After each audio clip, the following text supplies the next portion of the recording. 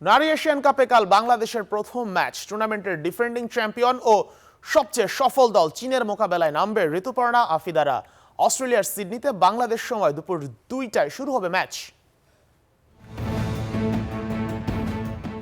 অগ্নি পরীক্ষার সামনে দাঁড়িয়ে বাংলাদেশ ইতিহাসে প্রথমবার এশিয়ান কাপের লড়াইয়ে নামতে প্রস্তুত বাংলার বাঘিনীরা। প্রতিপক্ষ এশিয়ার সবচেয়ে শক্তিশালী নারী ফুটবল দল।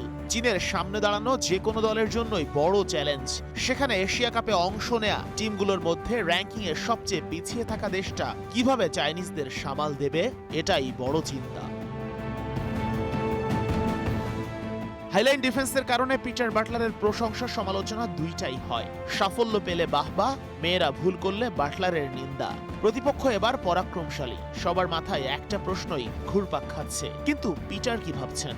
রাগঢাক না রেখে কোচ নিজেই জানিয়ে দিয়েছেন নিজের দর্শনেই থাকবেন তিনি। এমন দলের বিপক্ষে খেলতে হবে অবশ্যই ডিফেন্স ঠিক রাখতে হবে। ডিফেন্সের কৌশল ও 3 না 4-5 জন সেটা মাঠেই দেখা যাবে। চীনের বিপক্ষে বাংলাদেশ সময় দুপুর 2টায় মাঠে নামবে লাল সবুজের মেয়েরা। সিডনির টাইম সন্ধ্যা।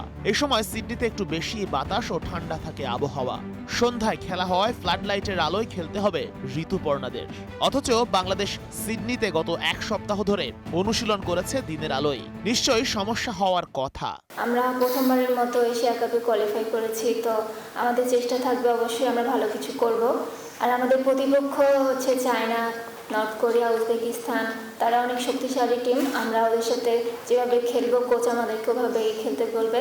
তো আমরা চেষ্টা করব যেন ভালো কিছু করতে পারি। ম্যাচের ফল কেমন হবে সেটা হয়তো সবাই আজ করতে পারছেন, তবে হারার আগে হেরে যাওয়ার পাত্র নয় ঋতুপর্ণা, আফিদা, মারিয়ারা। মাঠের লড়াই সবার জন্যই 90 মিনিটের। যে মেয়েরা বাংলার ফুটবলকে আজকের অবস্থানে নিয়ে গেছে, সেখানে তাদের উপর আস্থা রাখাই যায়। Sheikh Ashiq, Star news.